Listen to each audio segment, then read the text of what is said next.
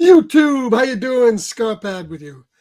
Scarpad Sci-Fi Sojourns takes a trip to 1955 for the classic This Island Earth. There was a lot of 50s bug-eyed monster movies, but there was a few movies that kind of tried to stand above them with superior stories, special effects, such as like Forbidden Planet, which we're going to look at next week, War of the Worlds, Incredible Shrinking Man, and this one, This Island Earth. And joining me tonight to talk about this motion picture is Perry. Hey, How you doing, Perry? how's it going?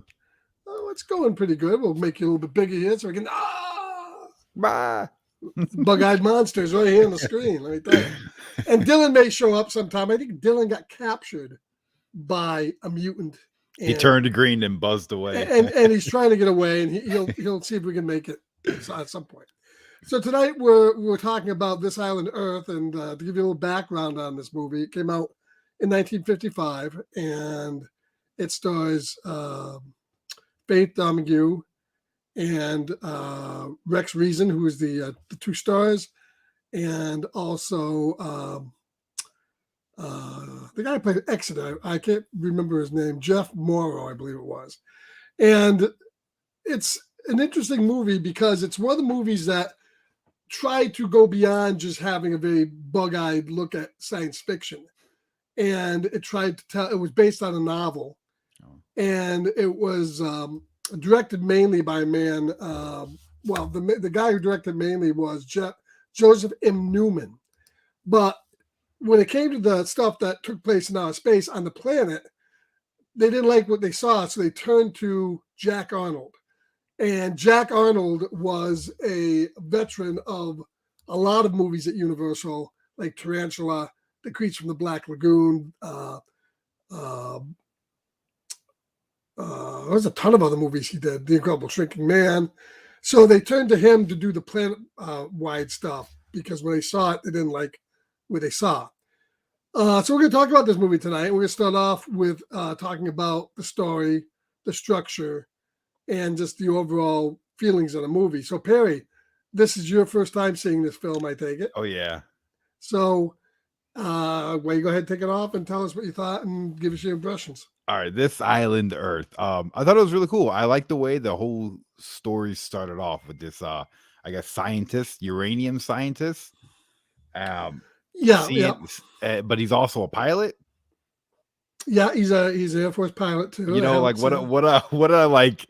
He's a stud. Yeah, like completely just straight up man across the board. You know, like how cool is this guy? I really enjoyed him as a lead. I like the sound that they used in this.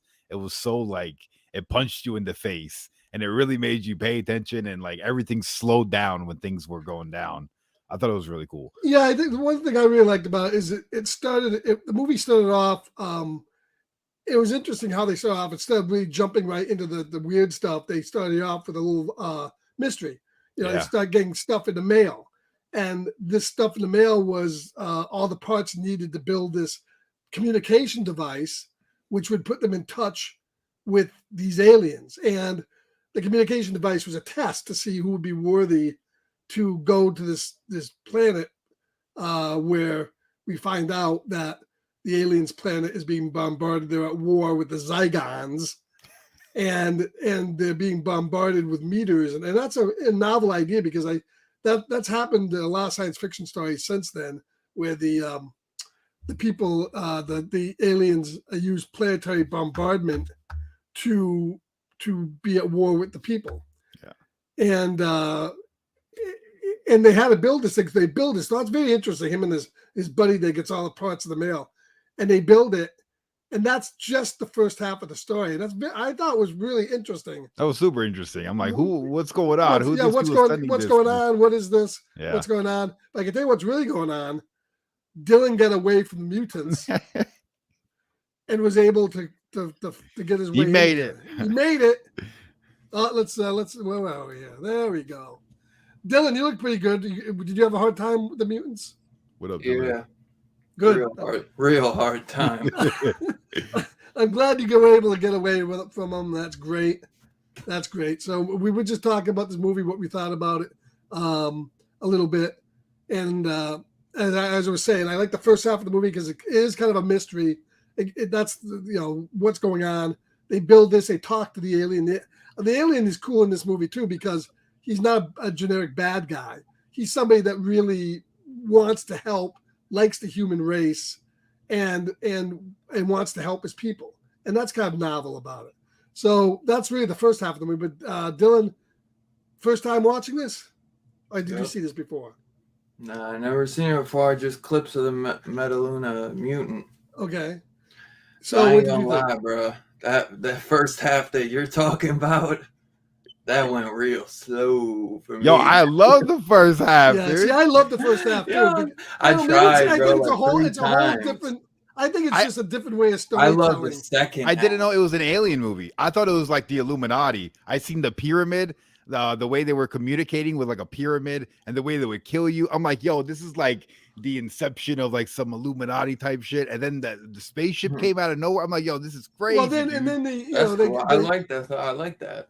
They're building this thing, and then at the end when it's no longer needed, they zap it, they destroy the thing. See, man, and I was trying to find interviews, and all I could find was like Joe Dante talking about the trailer, because that's what really helped me with Planet of the Vampires was like some of the old school directors that I grew up loving, and them talking about how their love for this was, and kind of explaining it, and then explaining I don't like to watch that stuff though. That allowed me open my eyes to it. Better. Well, I think the thing is, as I said to Perry earlier, this movie was redirected in two parts. It said the first half was directed by the man who directed the movie, and then they saw the stuff in space, and they weren't happy with it. So they brought in Jack Arnold. Jack Arnold did Creature of the Black Lagoon, did all Tarantula. He did It Came from Outer Space. He did a ton of Universal, the original cut, sci-fi and monster movies. So he worked on the second half of it, all the stuff that you like probably in space. And this movie did really use. They did try to do as good as they could with the space stuff, where it wasn't overly goofy. There was a lot of map paintings. But I thought the map paintings are incredible. Were beautiful. And the way they incorporate the whole planet is so good. The whole planet. Now, the one thing that you probably didn't see is the director, Arnold, and the rest of they did not want the mutant. The mutant wasn't supposed to be in the movie. What? The mutant was only in the movie because Universal wanted to have a monster in it. Because there was no monster up to that point. So that's where they brought in the mutant, who was like a bug. They had like a slave guy. He really didn't add. He was cool, but really in the grand scheme of things, he didn't really add a lot to the overall plot. But I loved how once they get there, of course, the aliens, the main aliens said, "Well, screw you, we're gonna take over the planet, whatever." And I like how Exeter helps them to go back. But yeah, it's always two different movies. You had the beginning, which was a mystery, and then you got into the science fiction part after that. So what else did you like about Dylan? I mean, the first half though, isn't bad. It's just I guess more setting up the movie and more of a mystery, which I mean, I guess more my watch more, I'll probably enjoy and appreciate more. I ain't gonna lie, man. I tell you two all the time that state of mind is a big thing. Yeah. And my mind just, I guess, wasn't really in it on this one as much. But once, also too, sometimes, man, I just need a little something to kind of unlock my mind to it. Like those interviews. Sometimes that's why I wish I had the Blu-ray to check to see if there was. Well, there are some good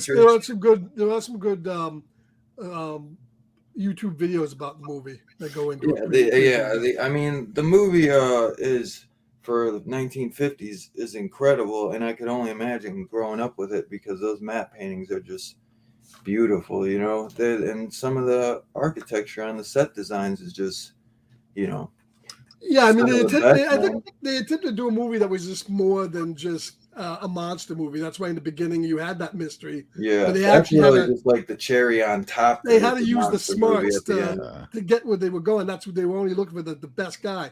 And then we had the guy who was the, once they get into the house there, that weird house with the professor from Gilligan's Island.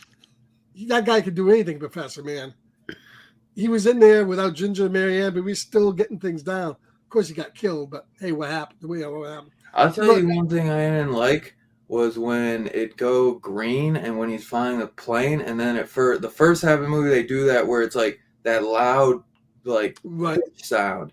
That shit was actually really annoying me. I'm not gonna Oh. lie. Perry That was loved it. big time annoying me. I wish was they telling would've changed Scarpad I that. loved it because Yeah. it was because No, I it watched the really, movie at like like, 8 hurt my- o'clock in the morning, and when it started happening, like my focus just like I almost felt hypnotized. I was like, Yes, "What the hell is happening?" That's probably why I didn't. And then the like guy it. was running down the stairs, and all you could hear is his Yeah. footsteps coming down the stairs. Right. And it was like the craziest. Like it I sounded could understand wicked. that making you like it. That for me, though, when I have like I get bad migraine. That was like, I was like, this is annoying. It went on for a That's bit. the same noise I hear. God Yeah. damn it. My But, head is ringing. Okay, so But, yeah, so I think some of the stuff in this though is absolutely gorgeous. I mean, it said it took like 2.5 years to make, I believe. right, Oh, that one scene where you could see like the X-ray, the veins. right. When they're getting in skeleton. when they're getting in When the they're in that machine, the tube. of course, what didn't make any sense about that? They said it's magnetized. Well, they're not robots, not metal. Well, so it's magnetized. Let's look at the hands off the They were damn like thing. stuck on there. And of course, Lost in Space ripped that off, and all they had the same type of tube things. But that was cool. You saw the veins coming in, and Yeah. they had to be prepared to fly in outer space. So that was kind of interesting. And the sets for the spaceship I thought were phenomenal. Really, really good. Really, really good. But yeah, so let's talk about that now. Let's talk about the music, the cinematography, the special effects. Well, obviously there wasn't a lot in the beginning of the movie. We had the stuff up there where he's flying the plane and the girls coming and all the stuff. There was a lot of that stuff where they're building the machine. So that was all, pretty much set on the set. But I thought it was also cool when they go in, when they take him to that house, and the house was kind of wacky. And he goes into the plane, and the plane is all remote controlled. And That was the coolest plane. And it had all the same thing as the machine they just built there, and they sit back, and that was all very cool. Dude, the one seat, the one chair in the middle of the plane. Right in the middle, yeah. Yeah, like that was kind of creepy. Like, I don't know, like, is this gonna turn into a horror movie right now? Like, it's gonna go crazy. Like, what's going on?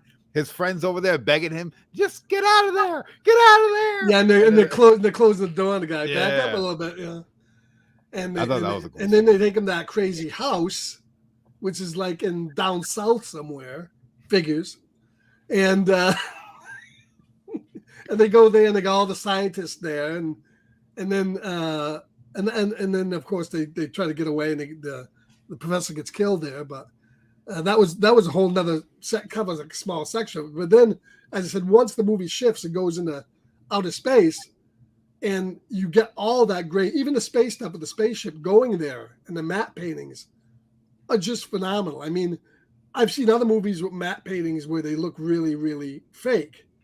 This looked pretty good. I mean, when they go down into the planet and the spaceship is being lowered down, and when they're getting bombarded by the asteroids at the end, I just thought that looked really, really good. What did you think, Perry? I don't know. I thought the whole movie looked pretty good. Yeah, no, everything. I thought it was a little odd when they made the plane turn completely green. Like it just, I guess that's like it's dated, looking back at it. And then whenever they show like the globe with the spaceship coming down to the globe, I'm like, that looks ridiculous, dude. But it has like a certain charm to it that I can like appreciate at the same time. But no, I thought it was cool. I like how the alien died with the ship, kind of like little Titanic. Like he's going down with the plane. Right. The good guy. Yeah. Yeah. That was kind of cool. Because the monster pinched him there. Yeah. Whatever that thing was. Yeah. The mutant. That mutant, you notice. Let's go. I hate when I get phone calls. That mutant was wearing some khakis, man, and some sneakers. He's got style. He was styling that mutant. Dylan, what do you think? Think about what? Overall cinematography, special effects. Oh man, I think they were incredible, dude. Especially for the time, man. That's one of the best things about this film. I feel like they really, really just like obviously the first hour of the movie is like more talking, and they have some little bit of special effects and matte paintings, but they go all out in the last, like, 20-30 minutes with the planet, with them going to the planet, and them going like down in through it. Dude, there's just some really good stuff for the 50s, man. Like, they, it's a work of cinema history seeing this, man. Like, this one, let me see, Scarpad, was this one that you were when did this, what year were No, you this born? was this came out before I was born. Wait, 55, I figured. 55. But was Not this long, in the theater? not long Did you see before, this in but theaters? this was in theaters. Yes, This was in theaters. everything when was you were in a kid? theaters back then. They had no TV.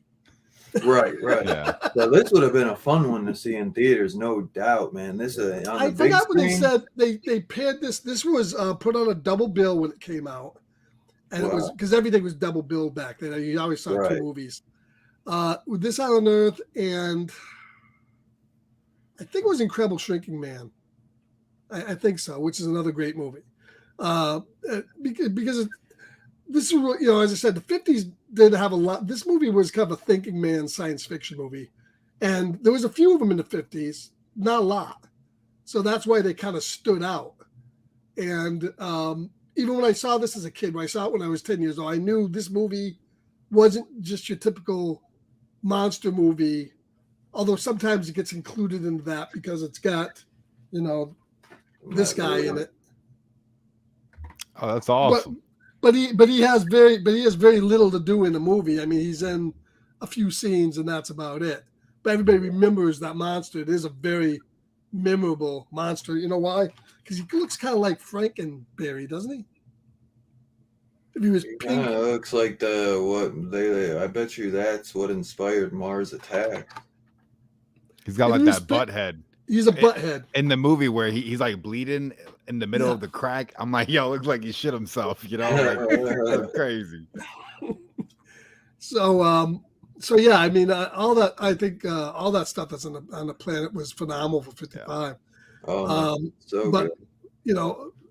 As I said, there's 3 or 4 other movies that maybe stand with this, but it's tops. Those guys with their foreheads too, man, they were like weird and creepy like that. I was like, dude, did they get that? Did they get specific actors that just had big ass? No, there's just that was the makeup. No, I figured it's a piece, obviously. But interesting thing is now that you've seen this movie, now I don't know why. I mean, Mystery Science Theater used this in their movie to be. I guess they figured since they were going to have a Mystery Science Theater movie that came out in the theaters, it should have a movie quality movie. Yeah. So they made fun of this movie for Mystery Science Theater 3000, the movie. And some of the stuff is pretty funny, but it's not a movie you can joke around because it was a pretty good movie.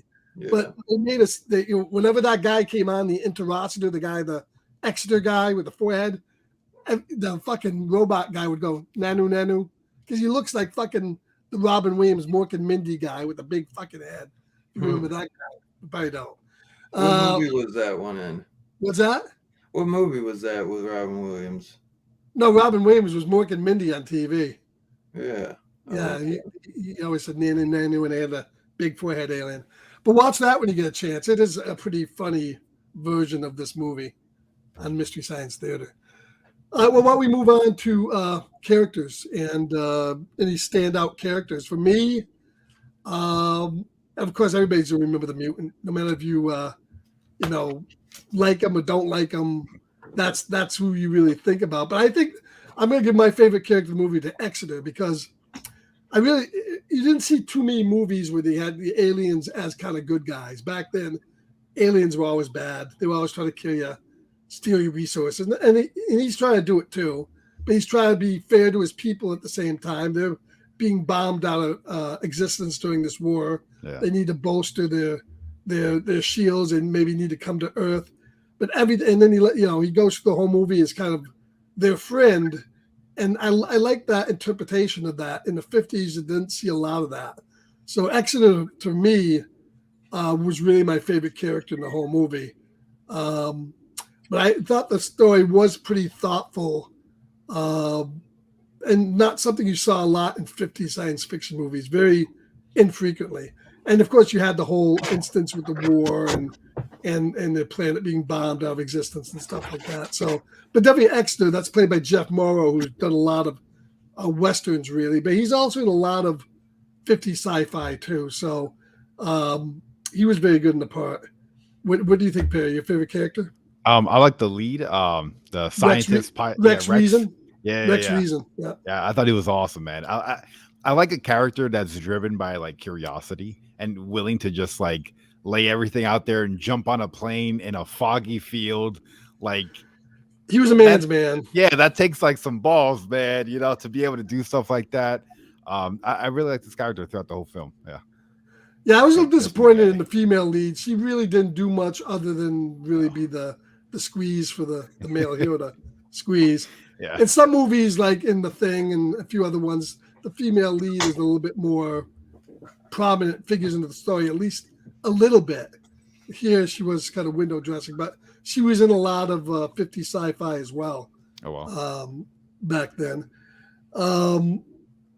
But you had said I was going to make a point on what you said. I'll probably come back. So, Dylan, favorite character? Probably the Metaluna mutant. Just the look is so iconic, man. It looks so damn good. Because you could tell, I mean, that's not, it's guy in a suit. It's not like puppetry or anything. So that would have been a tough suit to wear back in the day, man. Right? Guy probably couldn't see, probably could barely breathe in it. Like, two gun nails this. And then imagine how heavy that head was. Yeah. Probably right. That's why he didn't do much in the movie, you know.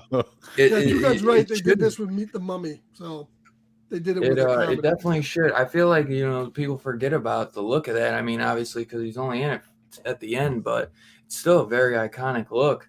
Yeah. And I feel like over the years they've tried to kind of smash him into the Universal Monsters, set this one, and right. I feel like the Mole People. The Mole People is another one that they try to slam into. Like once in a while, they'll have toys that, like they did the Universal Monster Funko Mystery Minis. Right. They had the Mole People in there, and then a lot of times they'll have the Metaluna. Yeah, they do kind of figure listed with the Universal Monsters Funko Pop, like the Funko line.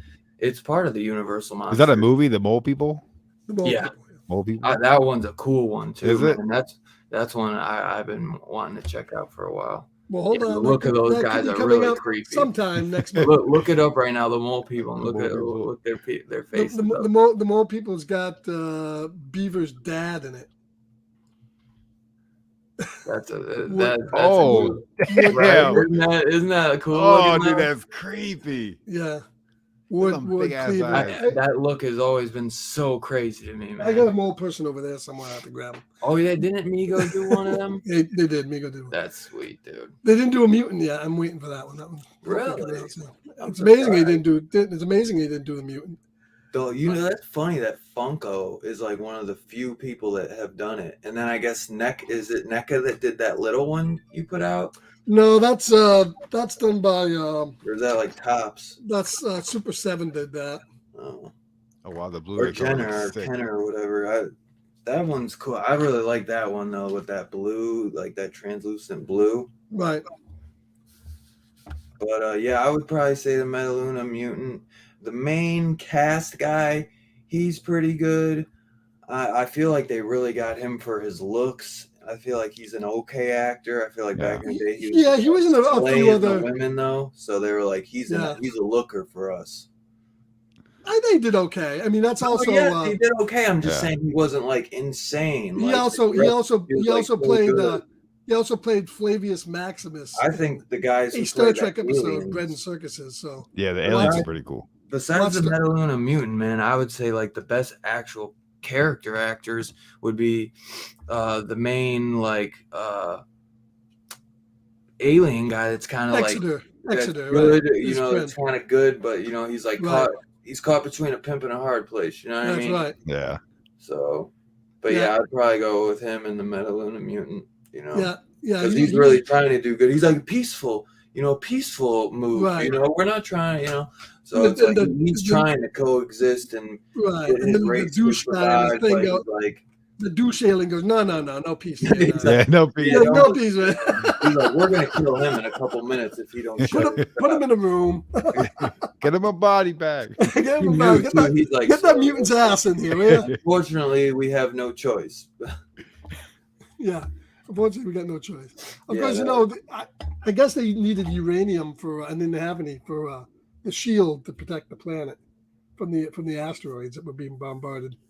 So and that's kind of cool. You saw the Zygon ships, slinging the asteroids into the planet, which was that's a cool concept. How they could control like the meteors and use them as weapons. I've never seen that. They did that in Star Wars. They did that in Babylon 5. They did that. Yeah, that was a big point, using meteors and asteroids as missiles to smash into the planets. Yeah, they did that quite a bit in shows. And that was the first time they really ever did that in 55. So this movie came out in 55. Two Gun is absolutely correct. The man has all the knowledge. They put this on a double bill with Abbott Costello Meets the Mummy. Oh, that's legit. Hell yeah. Interesting pairing up.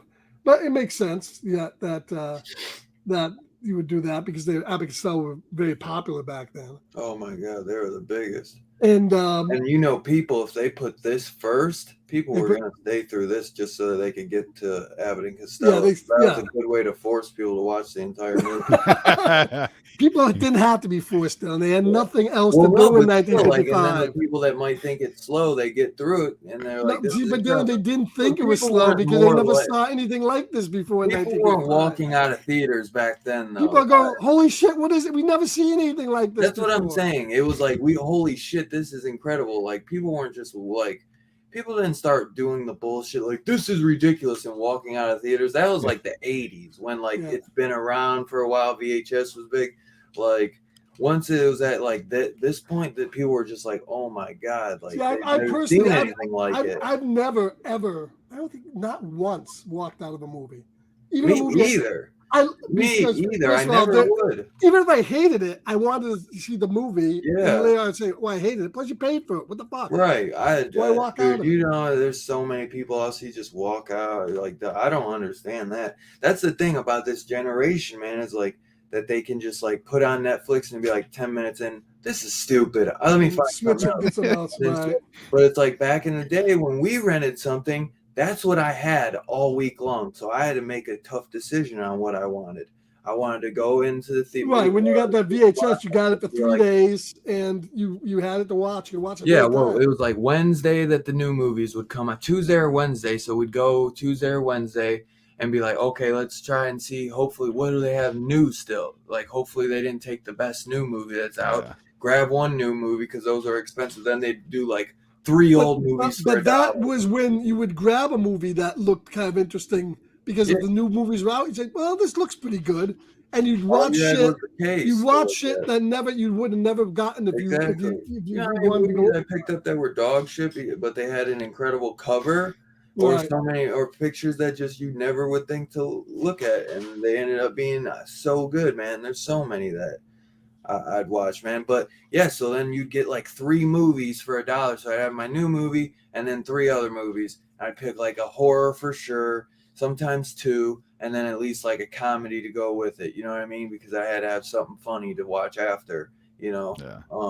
But I'd watch those movies over and over all week long. I'm talking over and over and over, like until that shit was like it's cemented in my. Yeah, I ran a video store for 10 years. So we used to. Dude, I'm jealous. Coming in. That was always my dream, was to work at a video store. We got guys who would come in and rent the same movies over and over. I bet, again. The shitty thing is, it was. Do you guys have family videos? Do you have those? It was called Family Video. Well, yeah. I had like a version of that. Yeah. And the guy was always like, my boss doesn't hire people that have tattoos. Oh. And I didn't have my neck tattoo at the time. All I had was this one. So it was just one tattoo. And he was like, he doesn't hire people with tattoos. Wait, just wear a long sleeve shirt, man. They didn't care. He was they stripped you down and check out the dude, I wanted to work there because at that point I was so young and I was like, I'm not working at McDonald's. I'll never work there. I always said I always looked down at fast food. Hey man, that's fine if you did. I was like a little piece of shit asshole, and I was like, fuck that, I'm not working there. but I wanted to do the movie theater, just stuff that I like thought I liked. I was like, I want to enjoy work if I'm going to do it, but I never got. I saw the whole changeover. We started off with VHS, and then we just had a tiny little section when DVDs came in, and then obviously that took over. And then we rented the Nintendos and all the other shit. So that was a great I never seen the renting of systems or like VHS players. I always luckily had a VHS player. And then it got to a point where I just had so many my mom would buy me a box full of blank tapes so that I could record what I wanted. What was on the TV? Right. Yeah. Oh, that's awesome. Because you could record whatever you wanted on TV. And then as soon as my mom would be like, I don't want you to watch, like certain horror movies I couldn't watch because she knew they had nudity in them. She'd probably rather see the killing than the nudity. So like the TV ones that were cut already, that was perfect because she's like, here, take as many blank VHSs as you want. Just make sure it's from the TV, so that she knew it didn't have nudity. Yeah. So I'd sit there, bro, and I'd be like, record. As soon as it came on, and then a fucking trailer or advertisement come, I had to be like, oh, hit it, so it would stop, so that when I'd watch it, I wouldn't have to fast forward through advertisements. You know what I mean? Because you could just set it to record. See, I always made sure that I had both nudity and killing in my movies. Right. Well, I'm talking the perfect mixture. As I got older, but so getting back to 1955, before they had any of this. Yeah, they didn't have movie rental spots. They didn't have movie rentals. Although, if you watch this, is an interesting thing. It'll still be a little side note. And so this is the disc from Shout Factory of this Island Earth. Really good disc, and it's got a lot of special features on it. And one of the special features on here is really cool. Back in the day when I was growing up, we didn't have any, obviously, VHS at the time. What my parents got me, and it was really cool, 8mm and 16mm film reels. Now, back in the day, back in the 60s and 70s, a company called Castle Films would come out and they would do 8mm silent and 16mm color sound versions of all these movies. But they would only be like 5-10 minutes long. Yeah. So they would take this movie and they would shrink the whole thing down to like 10 minutes, which was mostly the space stuff. I heard about that. And I would have a projector. I had a projector. To watch that stuff from home. I had a projector and I had a screen, and we'd sit down here, and it was not even sound. It was like they had the words on the bottom, like captions. And on this disc, they have all the different film versions of this movie. The 8mm, the 16mm color and sound. Oh, that's so cool. That you can watch them, and it's really, really cool. So you can watch the same one that you watched as a kid. Yeah, and I remember every friggin' frame of it, all like 5-10 minutes. You'd go down to the store down here. You probably watch that shit over and over. A million times. You go down the store, and you'd have all like the small boxes with all the movie covers on them of all the science fiction. There was always Abbott Costello. It was always horror. Sci-Fi. That's mostly everything they did. They didn't do comedy. No one wanted that. They did the horror. The only comedy would have been the Abbott. And I had so many long gone now of all these Universal things, Mole Man, Tarantula. And God, I wish I had. Those would have been cool to have now, dude. Yeah, and you have to come down there and play it. That'd be lit. When you watch a movie, you have to just have a reel like from Sinister. Yeah, when you can still buy them. You can still find those on eBay. If I'd like to find the Viewmasters, you could probably buy a new Viewmasters. But those are on that disc. So if you can find this disc of this movie, it's a really cool version of it. So finally, I guess we're gonna get into rating. I guess overall, what you thought of the movie. How do you think you like this in the grand scheme of like this type of genre of film? And what do you rate this movie? I'll go ahead with Perry. I'm gonna say I enjoyed and we're rating it based on 5 phasers. 5 phasers. All right. Out of 5 phasers, I enjoyed the mystery, the unknown in the beginning. I had no idea what I was getting into, and then the transition into the alien stuff, the planetary world. I thought that was really cool. I like the special effects. I'm gonna go and give it a solid 3 phasers. 3 out of 5 phasers. 3 out of 5. Dylan? What did you like, and what did you like overall? I like the first half, like Perry said, the cool mystery, because I was just sitting there like, what is going on here? You know what I mean? They really building a toaster. They make it a good mystery, yeah. But man, once they get to like the planet, what is it, Zygar or whatever? Zygon, dude, that shit is just so good, man. The matte paintings, just an artist's art that has died over the last 10, 20 years, man, but was just such a beautiful thing. It's just died from CGI green screens. That's what's taken over matte paintings, man. But that was a real thing that they had, you know, that they looked gorgeous, man. And the plane, the little air saucers look so good. The atmosphere, the cinematography, that is just some of the best things of this film that I really did enjoy seeing that. And that'd have been a treat, man, seeing that back in the day, man. So I think I'll stick with Perry and 3 phasers. Yeah, I would love to see this on a big screen. I wish they would bring some of these movies back so you could see them on a big screen. I would love to see them. I mean, I remember during COVID, my drive-in by me was doing a lot of old movies. Like they did like all the Superman, like the first 3 Supermans, like the Christopher Reeve ones. They were doing a lot. Like we went to go see Big, the Tom Hanks Big movie. Like they were doing a lot of 80s and 90s stuff. They didn't go that far though, down to the 50s. But dude, that stuff would like the Christopher Reeve one. I was like, no one's probably gonna go to that. That was sold out, bro. People went crazy for that one. Wow. A lot of older people were like just standing outside their car and they were like, "What, dude?" It was crazy. And Big didn't because I was at Big, and then Superman was right next to it. And I was like, "Dude, Superman's popping, bro! I can't believe it." I was like, "I kind of want to go over there." Yeah, we were lucky back in the day when we had drive-ins around here. We had 2 drive-ins, and one of them did not anymore. They're gone, but we used to have dusk to dawn showings. They'd start like 8 at night, ended about 4 or 5 in the morning. Nothing but 60s and 70s horror. They would do all sorts of horror films, old school 50s movies. They do a lot of Hammer horror, and stuff. And I'd love to see that stuff again. 2 Halloweens ago, I went to mine, and it was during COVID still, but they did a Halloween double feature. So I saw the original Halloween 1 and 2, and that was awesome at the drive-in, dude. That was one of my best experiences. Luckily, I used to have one that was like right in my neighborhood. And when I was growing up, it was right across the street from this like kiddie park, they called it. It was basically like just like a play park for kids, but they had roller coasters, but it was meant for just like toddlers and kids. So after, when I was like 6 to like 8, go to the kiddie park all day, eat some ice cream, eat some food, then go to the fucking drive-in right after and catch whatever, man. Saw like the Tim Burton Planet of the Apes awesome. There. Say a little story. Typical of me. When I was a kid, we had 2 theaters, 2 drive-ins.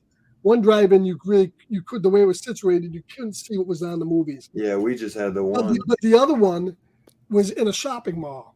Really? And if you went at night and you were going on the highway or you're going in front of it, you could actually see what they were playing. And I was 10 years old.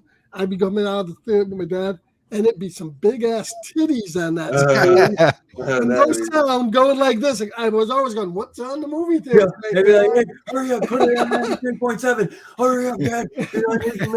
Quick, stop here. Let's stop here for a soda."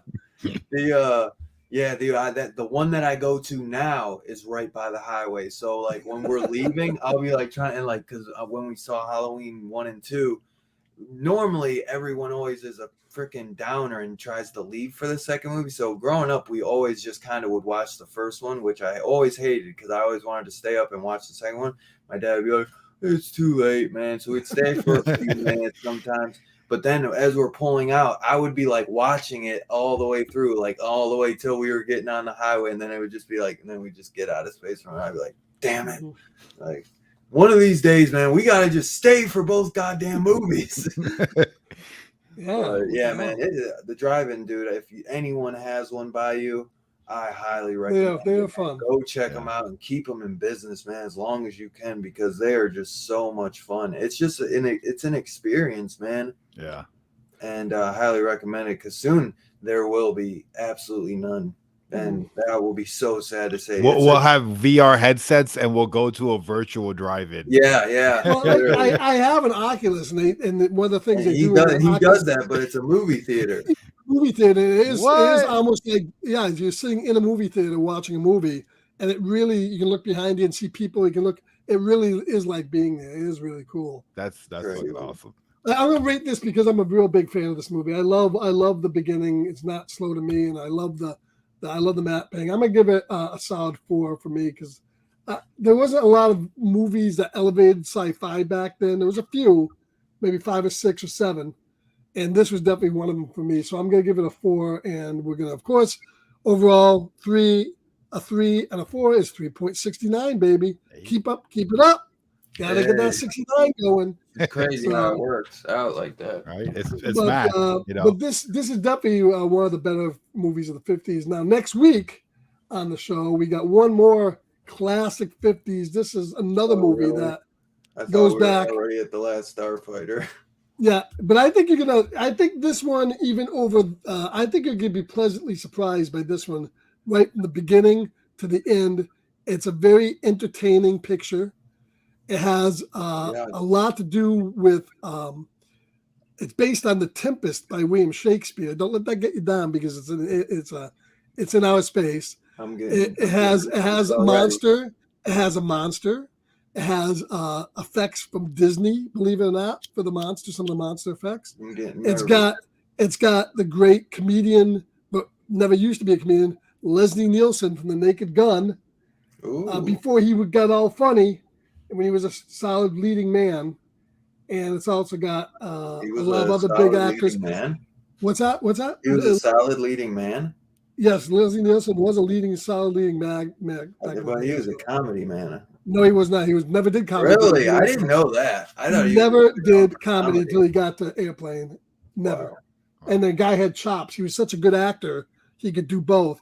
But he's incredible in Creep Show. That's the most serious I've ever seen him. Yeah. And if you watch this show also was really the basis of Star Trek, because it has the captain, kind of like the whole vibe going on. This predates Star Trek? Yes, this is 1956. Whoa! Predates Star Trek. And this movie had a lot of influence on Gene Roddenberry when he did Star Trek. And the special effects are great. This is one of the top films of the 50s. And hopefully you'll like it. And then after that, we got... What's it called? You never said. It's called Forbidden Planet. Forbidden Planet. And it's on... Wow, I didn't know he's in it. It's on a lot of different... of course, I get the Blu-ray, but it's on a lot of different services. And we'll post during the week where it can be found. It's on Amazon. It's on my watch list. So, but it's definitely a great movie, great film. And I think it'll be very entertaining. There's a lot of comedy and sci-fi and a little bit of horror in this movie, and it's definitely one of the tops. And after that, we have one of the better video game type movies. Tron came out in that era, but I think this movie, Last Starfighter, I like it better than Tron because it's funner than Tron, I think, and it was one of the better sci-fi video game related movies of the 80s. And after that, the month of December comes up, and I know we're definitely going to be doing Clockwork Orange very early in that month, and the list will be coming out in a couple of weeks. So hopefully you guys can come back if you want to join me. Anybody else would like to join us for Forbidden Planet? Maybe Fable, he said Nielsen, I'm there, so I don't know. Maybe shoot me an email, and we'll get some people on, and we'll watch that. So and Fable said, when are we doing Short Circuit? Short Circuit? Yeah, we can put that on the list. That's sci-fi comedy. Is that the one with Wally? No, well, a Wally type guy. Yeah. Fake Wally. Sometimes I'll be finagling. I'll go from like the 70s to the 90s. I jump back and forth, man. I like to jump around my decades. Yeah, there's a lot of great. I don't like to do like 3 movies in a row that are but do whatever the hell you want, man. I mean, I want to knock out some of the classics and then get into the 80s and 90s and stuff. I've been liking like the 50s and 60s movies and even the 70s with the Kingdom of the Spider. Like Dude, these are movies that I would never watch. So to sit down and like force myself to watch them is that's the best part about it is just stuff that you wouldn't normally watch. That's in the 70s. You got stuff like Planet of the Apes. You got Westworld. You got Omega Man. You got Soylent Green. You got so many good movies in the 70s, and then the 80s came up. 90s, no. But even you could do, if you start the 50s, 60s, and 70s, and 80s, you got so much in that thing. And then, of course, there's a great documentary that Dylan and I subscribe to, donate to, called In Search of Darkness. They did a 5-hour documentary called In Search of Tomorrow, just came out. That's great. I think they're doing a part 2. I bet you they'll do a part 2. Yeah, I know they're doing the Darkness one in the 90s. So, but the Search of Darkness is is Sci-Fi in the 80s. So that was part 3. We should finally. What is it, like a documentary on? It's movies? A documentary on the movies, and the horror ones are great. They go through the 80s year by year. That's fucking cool. Yeah, it's so good, bro. And then they get the actors, people to talk about like what was going on around then, like how it made them feel when it was coming out, like just the entire vibe of like what the world was like, and just how people took it, and dude, they're so good, bro. The In Search of Darkness are like literally, I watch them and all it does is make me be like, let me get a notepad while I'm watching this, because you're just writing the movies down. You're like, oh my God, I got to see that. It gives you snippets of movies. Then you're like, oh my God, I have to see these. I have to see it. Whatever you don't already know, you have to. And then, at Fable will tell you, bro, as soon as you watch In Search of Darkness, you're going to be like, oh my God, I have to watch this. I have to watch this. In Search of Tomorrow, since that one's sci-fi, same thing. You're going to be like, oh my God, I have to watch this. I have to watch this. They're so good, bro. Are you on the Plex server? What's that? I don't think he is, but we'll get him on that. We'll get him on after that. You'll have to get the link. I know. Well, if you Shudder, I know has like In Search of Darkness 1 and 2. Yeah, I don't know if eBay has a tomorrow one. And me and Dylan Prime. And me and Dylan have our names in the credits. We're in the credits. What? That's awesome. I'm in like all the credits of all of them. So part 3 though, I can't wait. The digital code should be coming in a week or two, so we should be able to finally see part 3 in the next 2 weeks. They said end of November. 4 hours. Yeah, they're 4, dude. They're like 4.5 hours. Both of them. Yeah, some of them you have to sit down multiple. Search is like 5, bro. So you kind of like maybe be like, all right, I'm gonna knock out 80 to 82 or something. Like you can go year by year. So then you could be like, all right, I'm gonna stop at 84 and then I'll pick up tomorrow at 85.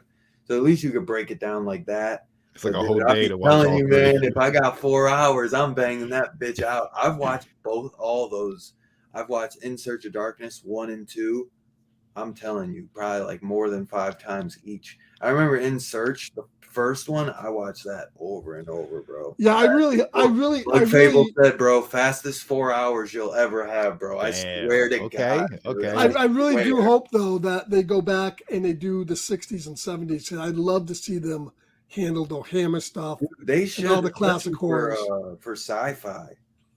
And like you said, and for horror too. They could for Hammer.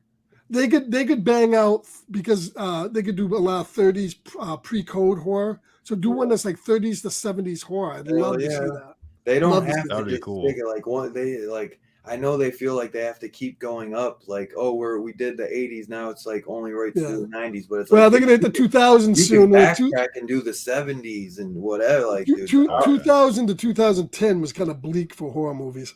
So skip that decade and then pick up in 2010.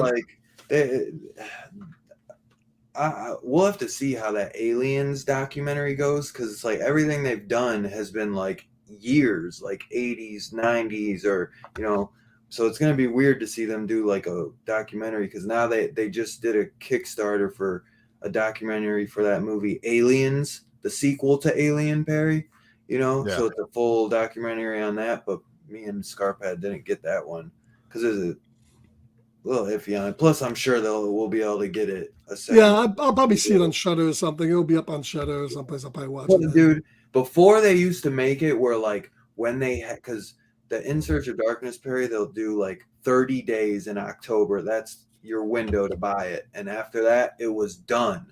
Like with the first one and second one, like after that, it was done. Now, every time they have a new Kickstarter, you're able to get them. So it's a little bit more accessible to get. What? So like Kickstarter.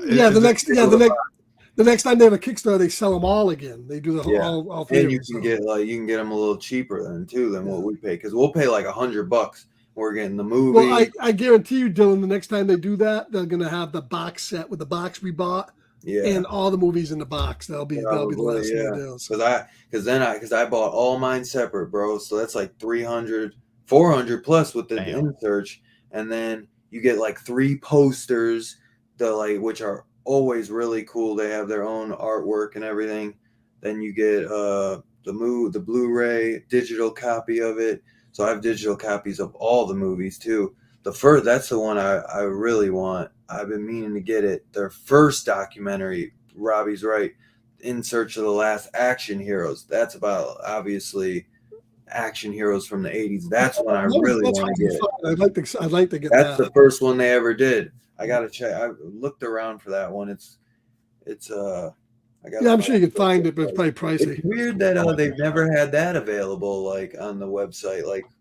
Well, they know people are probably selling it for big money, so they don't. Yeah. Well, yeah. So I bought that box set. So when I get the third one finally, I'll be able to put all 3 in there. I can't wait. All right, guys. Well, thank you for stopping by. Everybody that came in to watch this Eye on Earth. I hope you enjoyed it. And if you haven't seen it, go ahead and watch it, because it's a great movie from the 50s. Heck yeah, man. Make sure you check us out next week. Forbidden Planet we'll be doing, and then after that, we'll be doing The Last Starfighter. And don't forget to check out Perry. He's going to be doing something called The Godfather soon, coming up. Well, yeah, about 30 minutes. About 30 minutes. You're going to be doing a little Godfather. It's on Tubi. I could do that. Order and doesn't do the year-by-year format. Tubi has In Search of Darkness? Or is he saying In Search of Last Action Heroes? Oh, I don't know. I think he's saying In Search of Last Action Heroes. But either way they have it, every 5 minutes you'll be watching a commercial, so I got to skip that version of it. I know, that would suck, dude. But we gotta find a way to upload that to Plex. All right, so Robbie is going to be doing a Godfather review coming up at 9 o'clock with Perry. So you guys make sure you jump over and watch that. And then Dylan, what do you have coming up next week? Next week, oh yep, they do In Search of the Last Action Heroes on Tubi. That's crazy. I'll be doing. What the hell are we doing this week? I think we're doing a movie called Hellraiser. Hulu's exclusive new Hellraiser, 2022's Hellraiser, directed by David Bruckner. Yeah, dude, I'm about to be watching that tonight, Robbie. Thank you for letting me know that. I had no idea that was on Tubi. But I want to watch it without all them goddamn commercials. 4 hours of commercials. I'll see if I can hook you up, Dylan, when I got the live stream. We'll see what we can do for you. Oh, nice. But yeah, man. We got David Bruckner's Hellraiser. I'm so excited. The more I look at this guy's work, man, he just is impressing me more and more. He did Netflix's The Ritual. He did the recent The Ghost House, I believe it was called. That's on HBO Max. Or The Night House, that's what it's called. That's a really good movie, man, with a really good twist, man. Oh my God, I highly recommend that. This guy he's killing it, man. So I can't wait to see what he continues to do, man. So check us out this Saturday, 7:30 Eastern. All right, guys, and thank you everybody for coming in tonight and watching. Next week, remember, we're going to be back here with Forbidden Planet. And don't forget to jump over and Robbie's stream in 20 minutes or so and watch his fantastic panel tackle The Godfather. So we'll catch you next week. Everybody have a good week, and we'll catch you later. Later, everybody.